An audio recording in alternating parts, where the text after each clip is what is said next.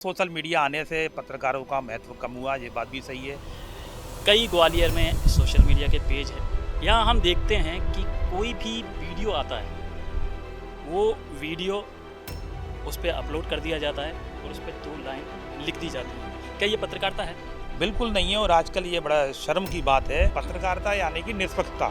तो जब आप निष्पक्षता की बात करते हो, पत्रकारिता की बात करते हो, इसका मतलब है कि आप किसी संगठन में नहीं रहोगे। पत्रकारों की भीड़ में हम कैसे अपने आप को अलग पहचानें?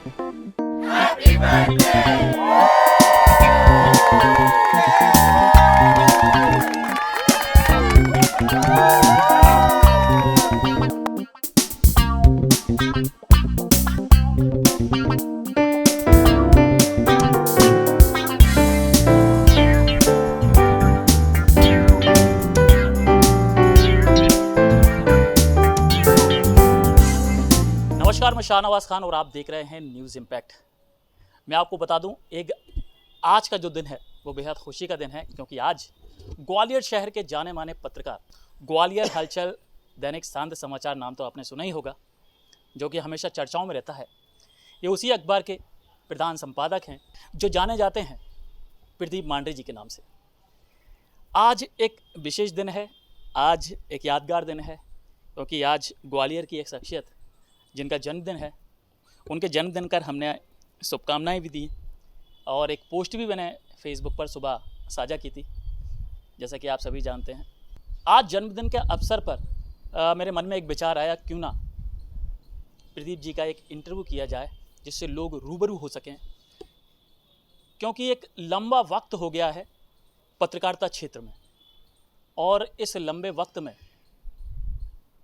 कितना इन्होंने पत्रकारिता को पहचाना है। पत्रकारिता जो आजकल की जो पत्रकारिता है और जब से ये पत्रकारिता कर रहे हैं उस वक्त क्या दौर था। प्रदीप जी, मैं सबसे पहले आपका स्वागत करता हूं और आपको आपके जन्मदिन की बहुत बहुत बधाइयां देता हूं।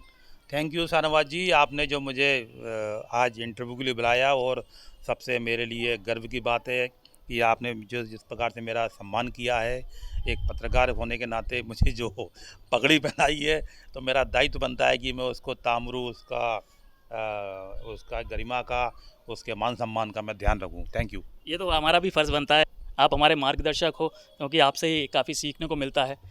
सबसे पहले मैं ये बात जानना चाहूँगा कि पत्रकारिता क्षेत्र में आपको कितने साल हो गए हैं? शाहनवाज जी, पत्रकारिता क्षेत्र में मैं 1987 में आया था।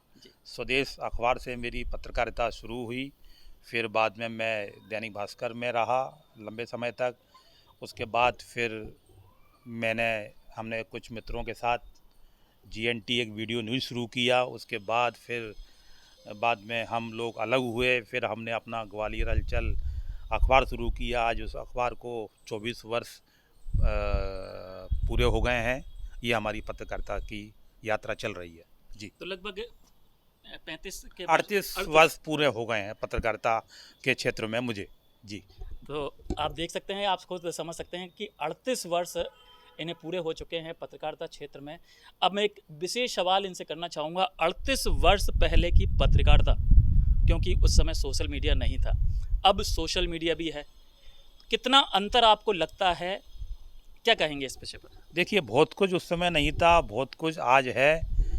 और पत्रकारिता की उस समय जो अहमियत जो उस समय थी, जब साधन नहीं थे, और आज साधन हैं तो अहमियत कम होती जा रही है, ये बात सही है। क्योंकि जब मैं पत्रकारिता में आया 1987 में, तो जाहिर है टेलीफोन भी लोगों के पास नहीं थे, केवल अखबार के दफ्तर में टेलीफोन हुआ करता था।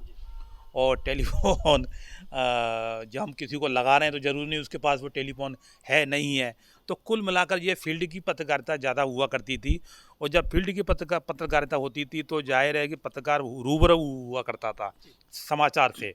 तो समाचार से जब रूबरू हुआ करता था, वो उतना ही समाचार दे पाता था जो वास्तव में हकीकत है या सच है। तो इसलिए उस समाचार का खंडन नहीं हो पाता था, क्योंकि समाचार वास्तव में वो समाचार था।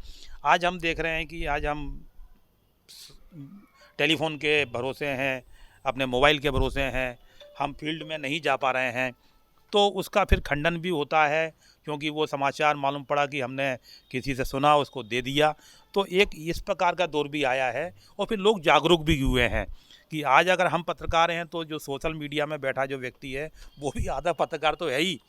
तो वो भी समझ रहा है कि ये जो पत्रकार खबर दे रहे हैं इसमें सच कितना है, झूठ कितना है, तो तुरंत वो उसकी प्रतिक्रिया भी देते हैं। तो खास बात ये है कि आज की पत्रकारिता अगर हम कर रहे हैं तो उसका रिजल्ट हमें तुरंत मिल रहा है, तुरंत प्रतिक्रिया मिल रही है। ये बहुत खास बात है।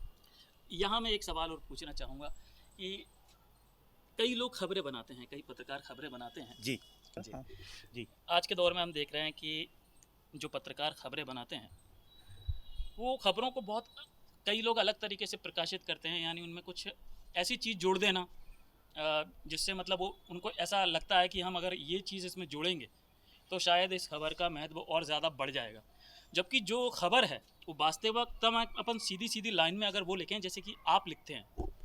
देखिए, बिल्कुल आपने सही कहा। आप कहने का तात्पर्य आपका ये है कि खबर में नमक मिर्ची नहीं होनी चाहिए, खबर में अतिशयोक्ति नहीं होनी चाहिए। खबर ये मानो कि कद्दू की सब्जी है, खबर ये मानो कि लौकी की सब्जी है, बिल्कुल सपाट। तो जब वो अगर हम उसको देंगे तब उसमें खंडन की नौबत नहीं आएगी। अगर हम उसमें प्रशंसा करेंगे तो पत्रकार का जो अपना विचार है वो उसमें आ रहा है। तो खबर में पत्रकार का विचार नहीं आना चाहिए। खबर में सिर्फ जो खबर है, जो हमारे पास फ़ोटो है, जो हमारे पास तथ्य हैं, वो चीज़ आनी चाहिए। यदि हमें लग रहा है कि हमारे अपने विचार उसमें आना चाहिए तो हर अखबार का एक संपादकीय कॉलम होता है। उस संपादकीय कॉलम में जो संपादक होता है या जो अखबार के जो प्रमुख होते हैं, वो अखबार की जो वो है विचारधारा है या अखबार का सोचने का ढंग है, वो संपादकीय में आता है और आना चाहिए। तो कुल मिलाकर जो आप कहना चाह रहे हो बिल्कुल सही है। समाचार यानी समाचार जब हम देंगे, जो वास्तव में जो हकीकत है वही हम दें। उसमें किसी प्रकार की ज़्यादा प्रशंसा वाले या ज़्यादा महिमा मंडन वाले जो शब्द हैं वो हमें देने से उससे बचना चाहिए। प्रदीप जी, सोशल मीडिया के दौर में पत्रकारों की जमात कुछ ज़्यादा ही हो गई है। अगर यहाँ हम बात करें कि जो पत्रकार साथी हैं, यानी उनको ये आपको जवाब देना है कि पत्रकारों की भीड़ में हम कैसे अपने आप को अलग पहचानें। बिल्कुल आपका एक अहम सवाल है। सोशल मीडिया तो है ही, सोशल मीडिया में सभी लाखों करोड़ों पत्रकार जैसे ही हो गए, जो उनके विचार में आया वो उन्होंने दे दिया। भले ही वो सच है, झूठ है, किसी को अपमानित करने वाला है, किसी को ज़्यादा प्रशंसा महिमा मंडित करने वाला है, जो तो सोशल मीडिया हो गया। तो सोशल मीडिया आने से पत्रकारों का महत्व कम हुआ, ये बात भी सही है। लेकिन ये भी सही है कि सोशल मीडिया पर यदि कोई खबर आती है तो व्यक्ति ये सोचता है कि जाने खबर सही है या नहीं है। वही खबर अगर अखबार में आती है, जो छपा हुआ अखबार होता है 12 पेज का या और इससे ज़्यादा कम पेज का, सुबह के जो अखबार होते हैं, शाम के होते हैं, तो व्यक्ति ये कहता नहीं आप खबर बिल्कुल सही है क्योंकि अखबार में आ गई। तो यही अंतर है सोशल मीडिया में और इसमें काय में आपका जो पत्रकार जो अखबार में। हमने तो ये भी देखा है कि सोशल मीडिया में कोई वीडियो आ रहा है उस पर भी लोग विश्वास नहीं करते हैं।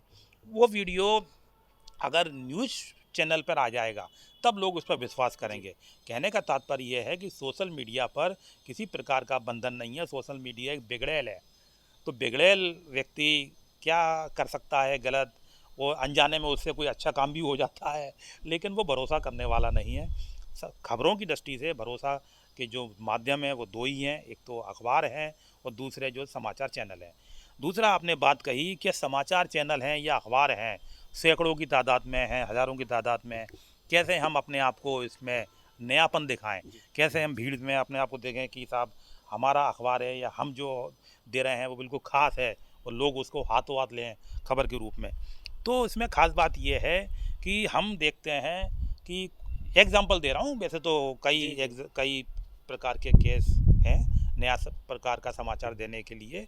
एग्जाम्पल के रूप में अभी जैसे मिस्टर जो हमारे प्रभात झा हैं, बीजेपी के प्रदेश अध्यक्ष रह चुके थे, उनकी पुण्यतिथि मनाई गई। उनके बेटों ने मनाई, एक कार्यक्रम किया, काफ़ी बड़े स्तर पर उसका आयोजन हुआ और हमने देखा कि अगले दिन सभी अखबारों में वो एक सामान्य तौर पर वो आया कि उनकी पुण्यतिथि मनाई गई, ये हुआ। हमने उसको इस एंगल से दिया कि जो विधानसभा अध्यक्ष हैं नरेंद्र तोमर, वो ये कह रहे हैं कि जब प्रभात झा मीडिया प्रभारी थे बीजेपी के, तब वो अपने आप को हाईलाइट नहीं करते थे। प्रभात झा जब बीजेपी के मीडिया प्रभारी थे 92 में 93 में, वो अपने को हाईलाइट नहीं करते थे। वो ये कोशिश करते थे कि हमारा जो बीजेपी का एजेंडा है वो कैसे हाईलाइट हो, बीजेपी के जो बड़े नेता हैं वो कैसे हाईलाइट हों, बीजेपी का संगठन है वो कैसे हाईलाइट हो। और आज का जो मीडिया जो सेक्टर है बीजेपी का, वो ऐसा नहीं करता। हालांकि उन्होंने डायरेक्ट तो नहीं कहा कि वो अपने आप को हाईलाइट करता है, लेकिन उनका कहने का तात्पर्य था कि आज का जो मीडिया जो सेक्टर मीडिया प्रभारी आज के हैं वो ऐसा नहीं करते हैं। तो हमने इसको इस प्रकार से दिया। तो कोशिश हम ये करते हैं कि नयापन दें। अब जैसे लोकेंद्र पारासर हैं, बीजेपी के प्रदेश मंत्री हैं, मीडिया प्रभारी भी रह चुके हैं। उन्होंने उस कार्यक्रम में कहा कि प्रभात झा जब प्रेस से आते थे वो मुझसे कहते थे कि मेरी पीठ पर मुक्का मारो। कहने को ये खास बात नहीं है, लेकिन खास बात भी है कि जब प्रेस से प्रभात झा आ रहे हैं और वो लोकेंद्र पारासर से कह रहे हैं मुझे पीठ पर मुक्का मारो, फिर मुझे भी बड़ा ऐसा ही लगता था। तो ये किसी अखबार ने नहीं दिया, किसी चैनल ने नहीं दिया। हो सकता है उनको ये इसमें नयापन नहीं दिखे, लेकिन हमने दिया। तो हमारी कोशिश यानी कि ग्वालियर हलचल की कोशिश हमेशा ये रही है कि एक नयापन दें। हम लीक से हटकर जब तक नहीं अपनी आपकी पत्रकारिता करेंगे तब हमें पूछेगा कौन। जी। अच्छा, यहाँ जो आपने बात बताई उसमें यहाँ मैं एक सवाल पूछना चाहूँगा। जैसा कि आपने बताया प्रभात झा जी थे या जो मीडिया प्रभारी हैं लोकेंद्र पारासर, वो एक भाजपा में पत्रकार भी रह चुके हैं और भाजपा के लिए काम कर रहे हैं, यानी एक पार्टी के लिए काम कर रहे हैं। तो क्या ये सामाजिक सरोकार की श्रेणी में आता है? ये एक तो क्या है, आजकल ये हो गया है कि जो वैसे तो लंबे समय से ही है कि मीडिया में जो भी आ रहा है ज़्यादातर किसी न किसी विचारधारा से, किसी न किसी संगठन से जुड़ा रहता है। मेरा भीतरी तौर पर यह मानना है, मेरा अपना आकलन ये है कि पत्रकारिता यानी कि निष्पक्षता। तो जब आप निष्पक्षता की बात करते हो, पत्रकारिता की बात करते हो, इसका मतलब है कि आप किसी संगठन में नहीं रहोगे। जाहिर है आप बीजेपी में रहोगे या कांग्रेस में रहोगे या आरएसएस की विचारधारा से प्रभावित हो गए या वामपंथ से प्रभावित हो गए, तो उसका आपके काम पर, आपकी पत्रकारिता पर असर पड़ेगा। बेहतर यही है पत्रकार की कोई विचारधारा नहीं होनी चाहिए। पत्रकार की अगर कोई विचारधारा ये है तो वो पत्रकारिता विचारधारा है। और आपने कहा कि सामाजिक सरोकार, बिल्कुल सही है। जब पत्रकार अपनी विचारधारा के तहत काम कर रहे हैं, विचारधारा मतलब केवल समाचार, तो समाचार के तहत जब पत्रकार काम कर रहा है तो वो समाज का ही काम कर रहा है। अगर वो दिन रात समाचार के लिए काम कर रहा है तो जाने कितने लोगों का समस्याओं के बारे में उसके अखबार में आ रहा है, जाने कितने लोगों के इंटरव्यू आ रहे हैं, कोई स्वास्थ्य संबंधी हैं, कोई पुलिस में किसी ने अच्छा काम किया है, पुलिस में किसी ने गलत काम किया है। तो ये भी तो एक सामाजिक सरोकार पत्रकार का हुआ कि अगर इस प्रकार से वो ये दे रहा है, ये कर रहा है। फिर मैं अपनी बात करूँ कि मेरा अपना ये कहना है सामाजिक सरोकार के रूप में, जैसे मैं शुरू से ही मेरा मानना है कि जो देश की सबसे बड़ी समस्या की जड़ है वो है बढ़ती आबादी। तो जब तक हम जनसंख्या नियंत्रण कानून नहीं बनाएंगे ये समस्या बनी रहेगी, क्योंकि संसाधन कम होते जा रहे हैं, जनसंख्या बढ़ती जा रही है।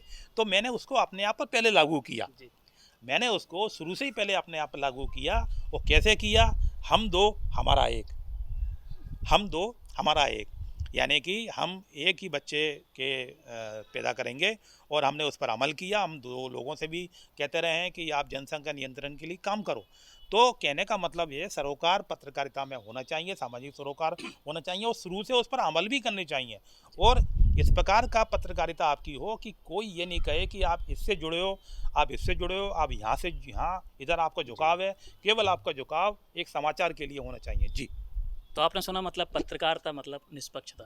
पत्रकारिता अगर की जाए तो बिल्कुल निष्पक्ष होकर की जाए, ना ही किसी पार्टी के खिलाफ या उसके पक्ष में। तो यहाँ मैं एक सवाल और पूछना चाहूँगा, क्योंकि आज सोशल मीडिया का दौर है, कई ग्वालियर में सोशल मीडिया के पेज हैं, उन लोगों के कई फॉलोअर्स हैं। यहाँ हम देखते हैं कि कोई भी वीडियो आता है, वो वीडियो उस पर अपलोड कर दिया जाता है और उस पर 2 लाइन लिख दी जाती हैं। क्या ये पत्रकारिता है? बिल्कुल नहीं है। और आजकल ये बड़ा शर्म की बात है कि सोशल मीडिया में जो लोग हैं वो ऐसा करें तो समझ में आता है कि मान लीजिए वो पत्रकारिता नहीं जानते हैं। लेकिन जो पत्रकारिता पेशे में ऐसा जो लोग कर रहे हैं, जो डिजिटल मीडिया चला रहे हैं, जो इस प्रकार के विजुअल मीडिया में काम कर रहे हैं, कोई वीडियो लिया और 2-3 लाइन तो छोड़ो, 2-3 शब्द दे दिया, तो ये ठीक नहीं है। देखो, आप अपने पाठकों के साथ, अपने दर्शकों के साथ न्याय नहीं कर रहे हो। न्याय क्या होता है कि हमारा पाठक, हमारा दर्शक चाहता है एक पूरी जानकारी। पूरी जानकारी से मतलब ये नहीं कि आप 8-10 पेज की जानकारी दो। पूरी जानकारी से मतलब ये है कि यदि आप कोई वीडियो दे रहे हो, यदि आप कोई फ़ोटो दे रहे हो, तो 4-5 लाइन तो कम से कम हो, ताकि ये उसको लगे कि हाँ, ये इस जगह की खबर है, इस जगह का ये। अब बल्कि ये मैं देख रहा हूँ कि तिगरा, जैसे ये किसी ने वीडियो डाला, तिगरा जलाशय के गेट खोले गए। मान लीजिए कोई चंडीगढ़ में बैठा हुआ है, उसको क्या मालूम तिगरा जलाशय कहाँ है। बिल्कुल सही बात है। मान लीजिए कोई दिल्ली में बैठा है, उसको क्या मालूम तिगरा जलाशय कहाँ है ना। तो ग्वालियर में तिगरा जलाशय के गेट खोले गए, ये एक पूरा सेंटेंस है। ऐसे ही चेतकपुरी की सड़क धसकी, सोशल मीडिया में आता है तो समझ में आता है, चलो सोशल मीडिया के लोग पत्रकारिता नहीं जानते, लेकिन हमारे पत्रकार साथी अगर ऐसा करते हैं, आधी अधूरी जानकारी देंगे। जिस शहर की खबर है, उस शहर का नाम, उस ज़िले का नाम सबसे पहले आना चाहिए। ग्वालियर में चेतकपुरी की सड़क धसकी, ये होना चाहिए। तो अब प्रशिक्षण की ज़रूरत वास्तव में पत्रकारों को है, जो नए पत्रकार आ रहे हैं। पत्रकारिता में कोई भी सेक्टर का व्यक्ति आ जाए, ये कोई बुरी बात नहीं है, अच्छी बात है। लेकिन कम से कम जो आने के बाद जो पत्रकारिता के जो मूल सिद्धांत हैं, तो थोड़ा बहुत जो जानकारी है जिसके ज़रिए समाचार बनाए जाते हैं, वो तो उसको सीखना चाहिए। और जो सीनियर पत्रकार है उसके ज़रिए वो सीख सकता है। सीनियर पत्रकार भी सिखाने के लिए हैं। जी, चलिए, बहुत बहुत धन्यवाद हमसे बात करने के लिए। धन्यवाद जी। मैं तो ये बहुत थे बढ़िया इंटरव्यू हुआ, धन्यवाद। तो ये थे हमारे बीच वरिष्ठ पत्रकार प्रदीप मांडरे जी, जिन्होंने हमारे सवाल, यानी महत्वपूर्ण सवालों के बहुत ही महत्वपूर्ण जवाब जिन्होंने दिए, जो आपने भी सुने। आपको अगर ये वीडियो हमारा पसंद आया हो तो इसे शेयर ज़रूर करें, ताकि जो हमारे पत्रकार साथी हैं वो ख़ास तौर से इसे शेयर ज़रूर करें, ताकि लोगों को मालूम चल सके कि सोशल मीडिया के ज़माने में हम जो पत्रकारिता कर रहे हैं, हमें किन चीज़ों से बचना चाहिए और किन चीज़ों के तहत हमें आगे जाना चाहिए, क्योंकि इनके जो जवाब हैं वो हमें कई रास्ता दिखाते हैं। इसी के साथ मैं शाहनवाज खान विदा लेता हूँ। जय हिंद, जय भारत।